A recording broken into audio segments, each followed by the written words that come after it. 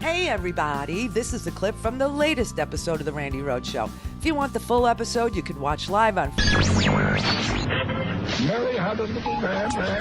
The fault. We believe that all men are created equal. To the magnificent mosaic that is America. From radio beacon to radio beacon. I have a dream.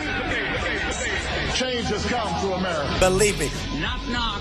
Who's there? It's a figment of your imagination. Randy Rhoads Show. Turn up your mind. Some big businesses that have taken these loans. I was pleased to see that Shake Shack returned the money. We will be putting out some FAQs. There is a certification that people are making. And I ask people, just make sure the intent of this was for business that needed the money. We'll put out an FAQ. But again, the intent of this money was not for big public companies that have access to capital. Not for Harvard, you might say. Harvard. So, Mr. Secretary, are you going to request that those other companies, because obviously Shake Shack was not alone in being a big company that got money in this, are you going to be asking? Request. You're going to ask them to return that money? Yep. Yeah, I would. Harvard's going to pay back the money, and they shouldn't be taking it. So Harvard's going to.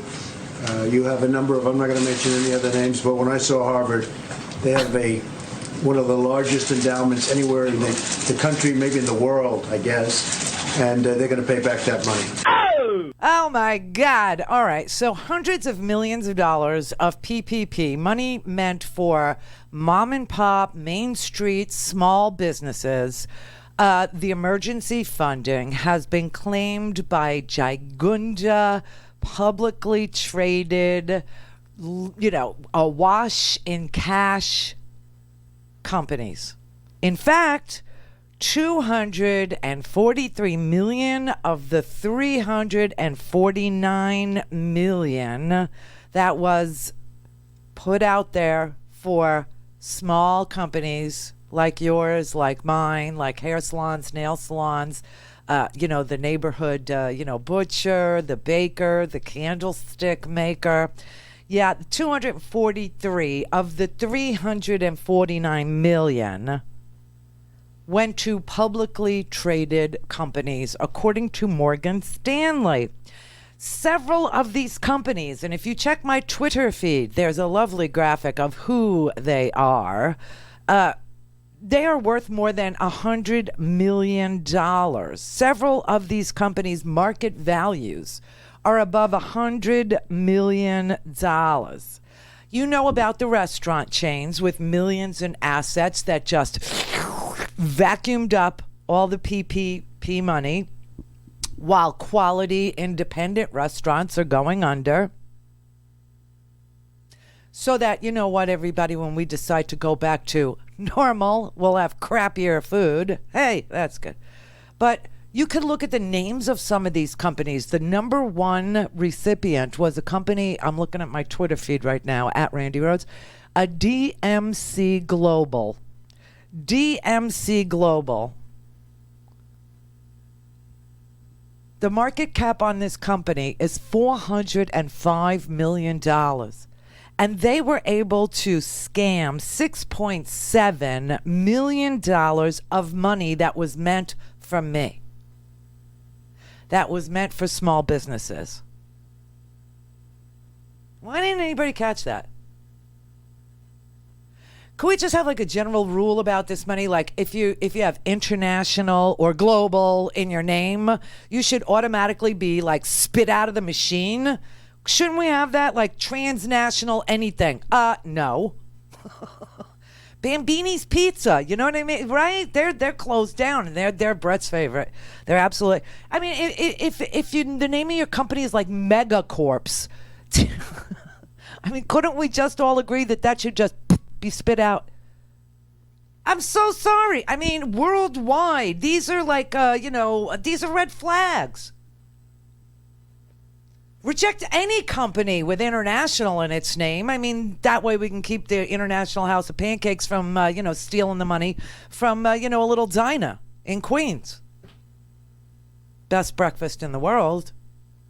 A diner in Queens. I mean, they made 34. This DMC, this global DMC Global. They're an oil services company. Here, perform this service. Go buy the oil and store it, because now you'll get paid to do that. I mean, I'm rearranging my furniture to try and see where I could squeeze in a barrel or two so I can get an extra $70. You know what I'm saying? I think everybody knows what I'm saying. But I mean, they made $34 million in profit last year. They have $20 million cash on hand, and they're in the oil business where they could move their furniture around and store some barrels and make some money, at the same time. Another one, Kura Sushi, anybody, everybody. They are a Japanese company. The parent company is Kura Sushi Inc. They have over 400 locations worldwide, and it is a Japanese company. It is not an American company.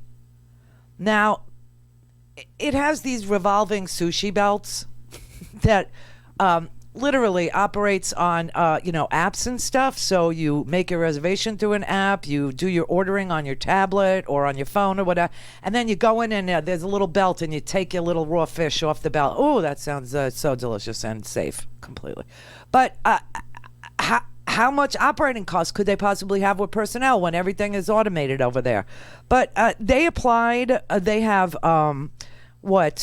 400 restaurants worldwide, and this was meant for companies with less than 500 employees.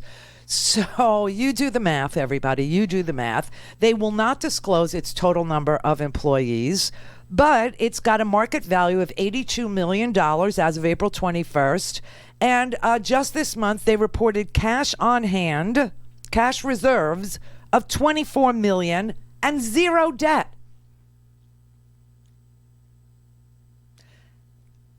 Really?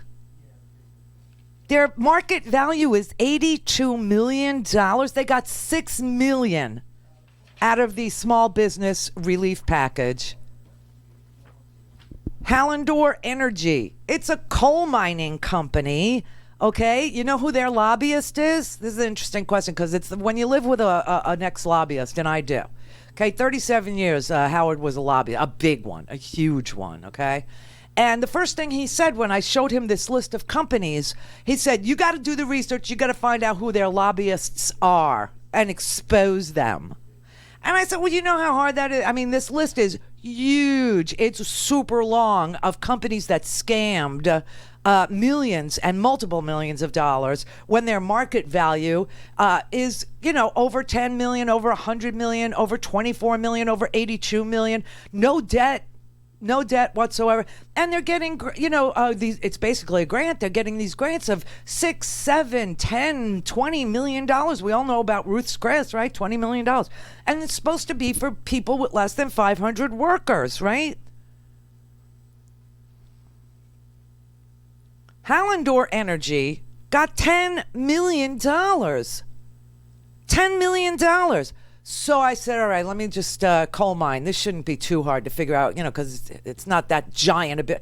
You know who their lobbyist is? Scott Pruitt, our former Environmental Protection Agency administrator, who got fired because he's unethical. So what did he do? He went right through the revolving door and he started lobbying for Hallandor Energy. Well, when all this money came online, Hallandor sent Scott Pruitt to go get a cut. They got $10 million.